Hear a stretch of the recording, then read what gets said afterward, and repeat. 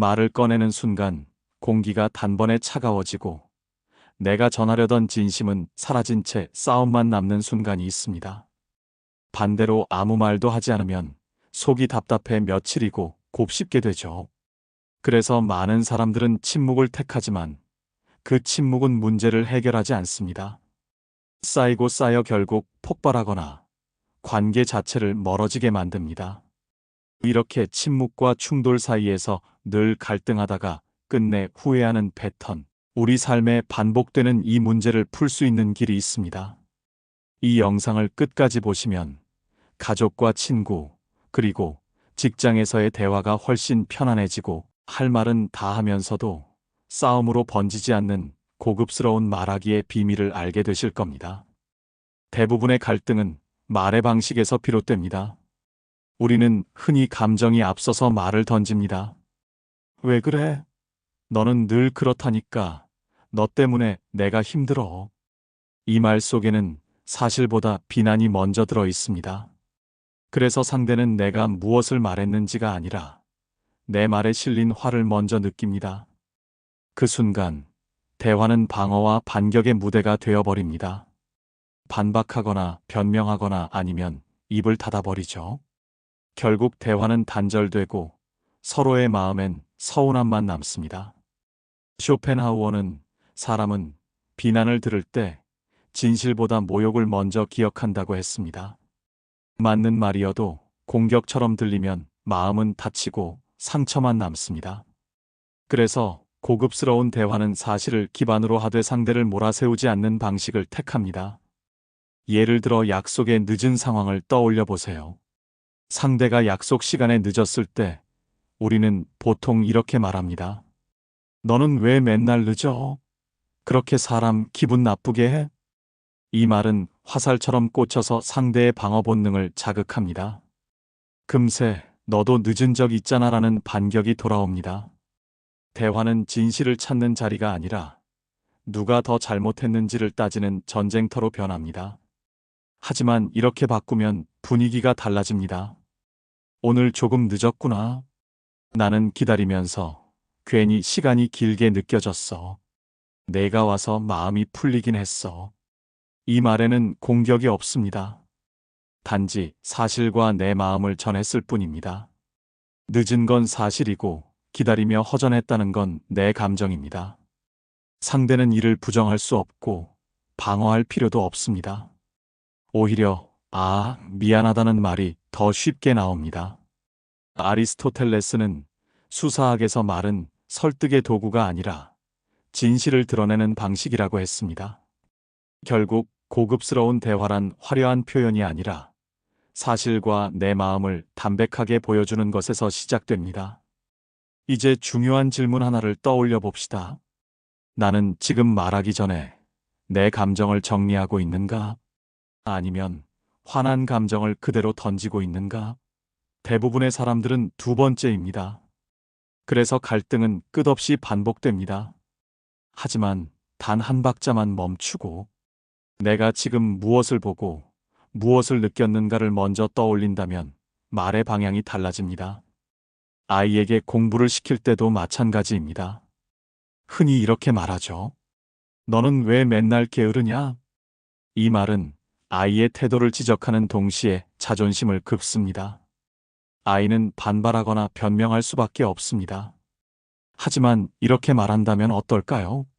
내가 숙제를 안 하고 있는 걸 보니까 나는 내가 힘들어할까봐 걱정돼. 아이에게 상처를 주지 않으면서도 부모의 마음을 전합니다. 공격은 사라지고 걱정과 사랑이 남습니다.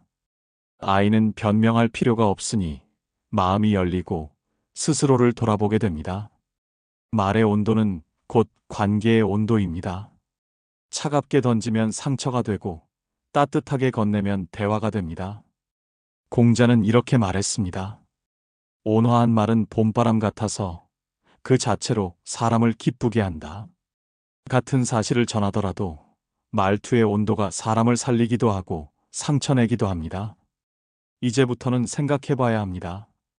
내가 말하는 방식이 칼이 되는가 아니면 다리가 되는가. 말은 사람을 베일 수도 있지만 서로를 이어줄 수도 있습니다. 그 차이는 화려한 단어가 아니라 태도와 말의 온도에 달려 있습니다.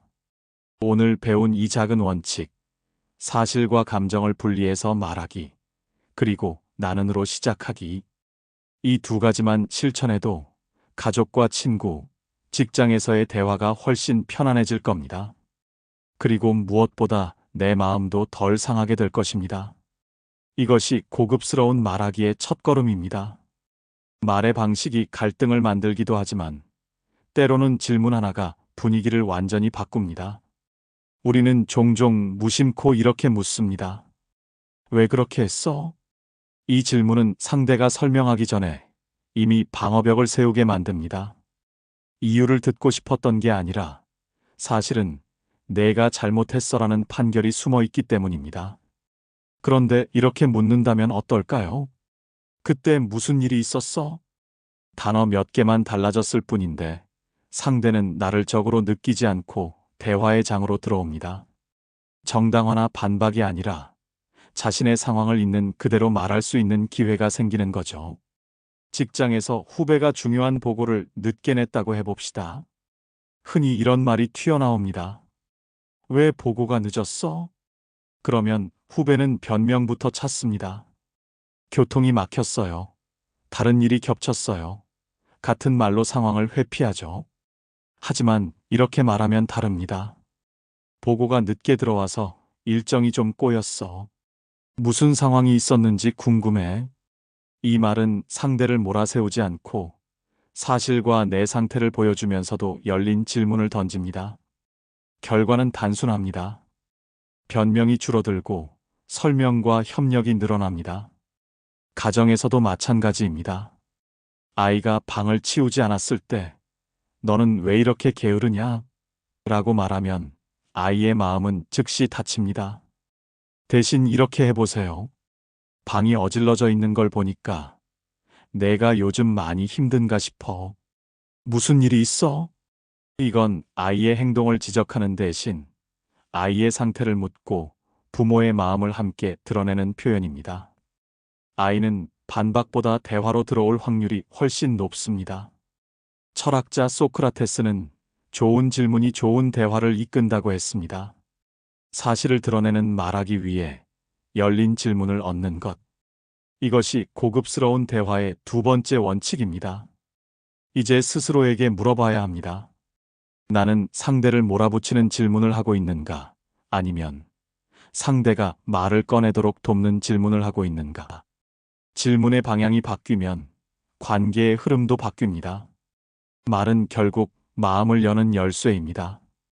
열쇠를 어떻게 깎아 쓰느냐에 따라 어떤 문은 단단히 닫히고 어떤 문은 부드럽게 열립니다.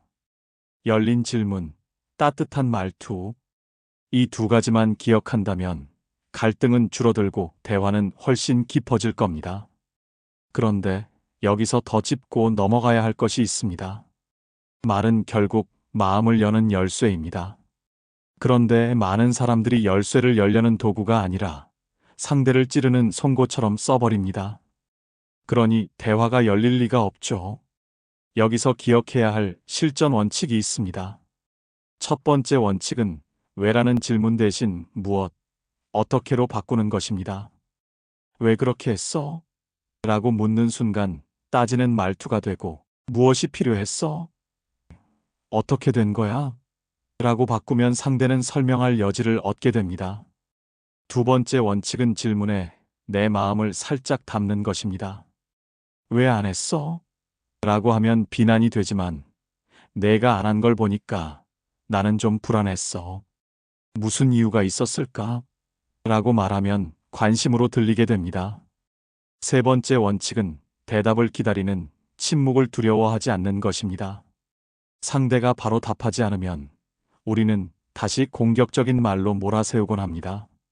하지만 잠시 멈추면 그 침묵 속에서 상대는 오히려 솔직함을 꺼낼 수 있습니다. 이 세 가지는 단순해 보이지만 습관처럼 쓰면 대화의 질이 완전히 달라집니다.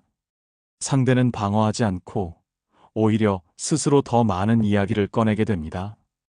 공자는 묻는다는 것은 상대를 높여 세운다는 뜻이라고 했습니다. 질문은 단순한 정보 요청이 아니라 상대를 존중하는 방식이라는 말입니다. 결국 좋은 질문은 관계를 살리고 나쁜 질문은 관계를 끊습니다. 그러니 이제는 스스로에게 물어야 합니다. 나는 상대를 탓하는 질문을 하고 있는가? 아니면 마음을 열어주는 질문을 하고 있는가? 질문의 무게를 바꾸는 순간 대화의 공기는 달라지고 관계의 온도도 달라집니다. 말은 결국 마음을 여는 열쇠입니다. 열린 질문과 따뜻한 말투, 이 두 가지만 기억한다면 갈등은 줄어들고 대화는 훨씬 깊어질 겁니다. 그런데 대화가 깊어지는 순간 또 다른 문제가 찾아옵니다. 바로 감정의 무게를 어디까지 감당할 것인가 하는 문제입니다. 우리는 관계 속에서 종종 이런 경험을 합니다. 상대가 힘들다고 털어놓으면 나는 그 감정을 고스란히 떠안게 됩니다.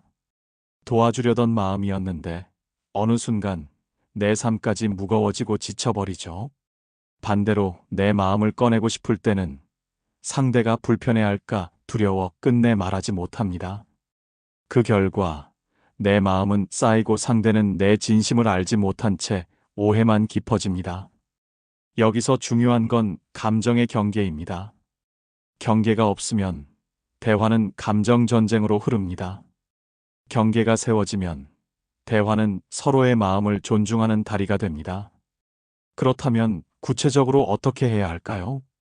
첫 번째 방법은 감정을 숨기지 말고 설명하는 것입니다. 우리는 흔히 감정을 드러내는 것을 약점이라고 착각합니다.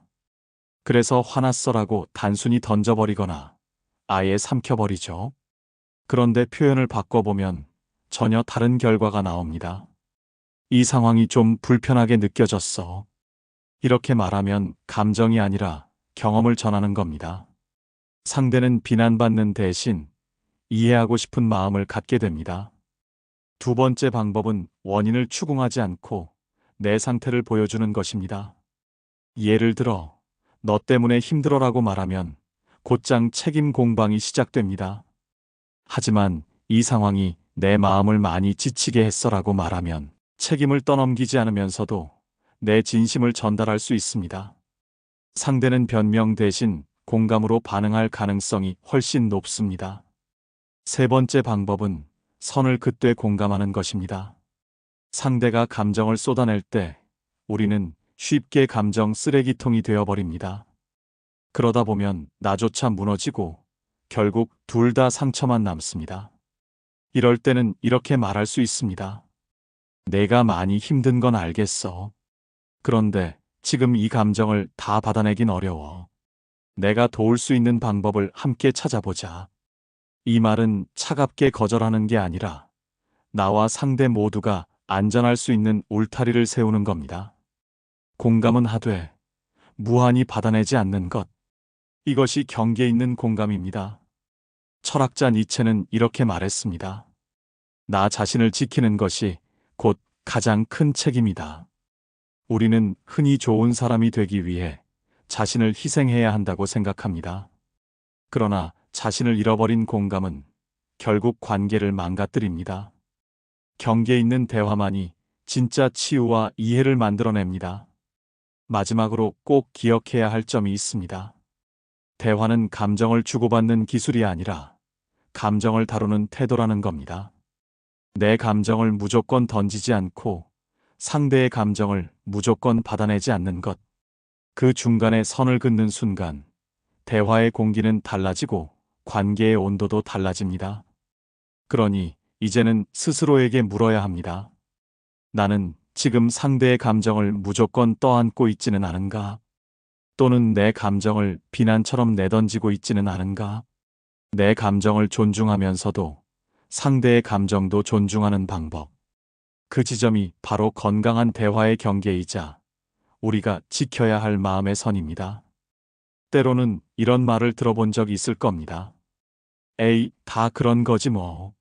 너만 힘든 게 아니야. 그 정도는 다 참으면서 사는 거야.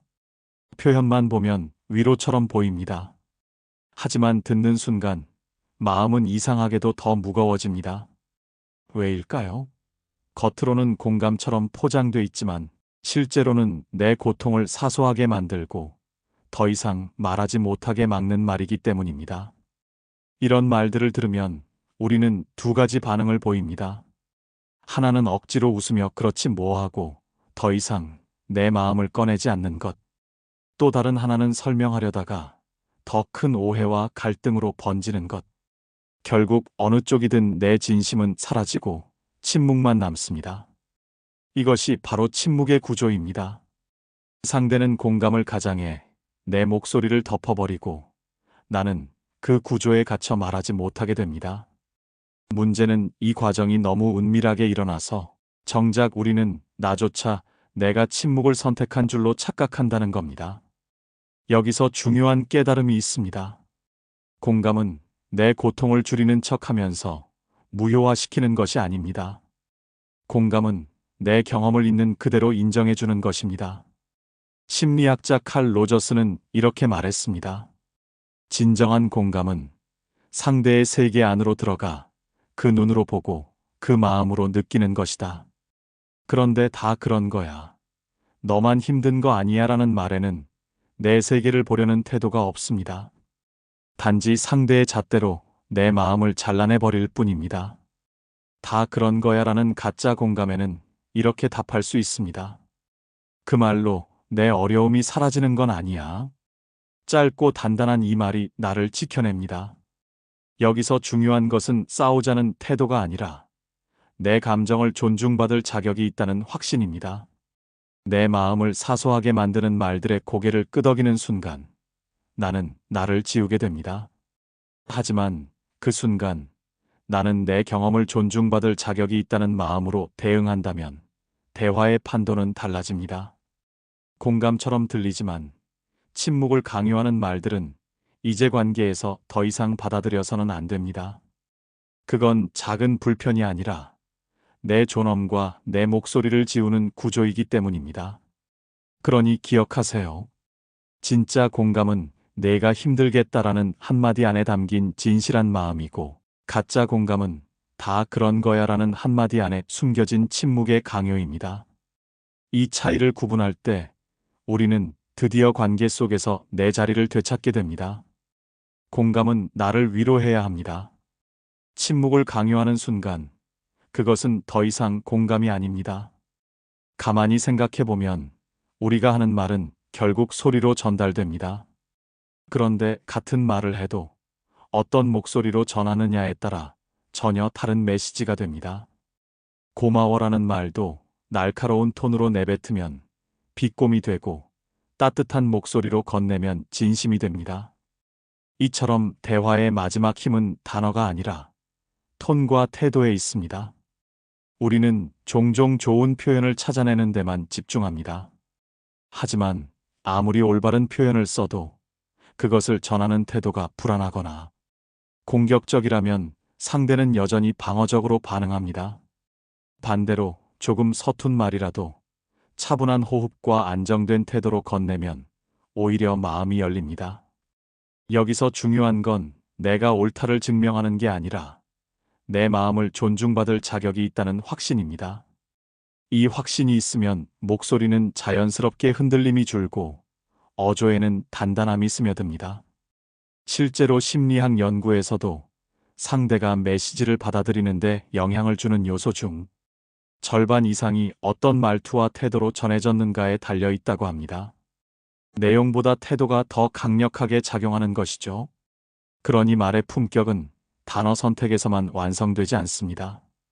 표정, 호흡, 목소리 톤, 그리고 그 속에 담긴 마음이 함께 어우러져야 비로소 고급스러운 대화가 됩니다. 예를 들어, 지금 이 얘기가 내겐 조금 힘들게 느껴져.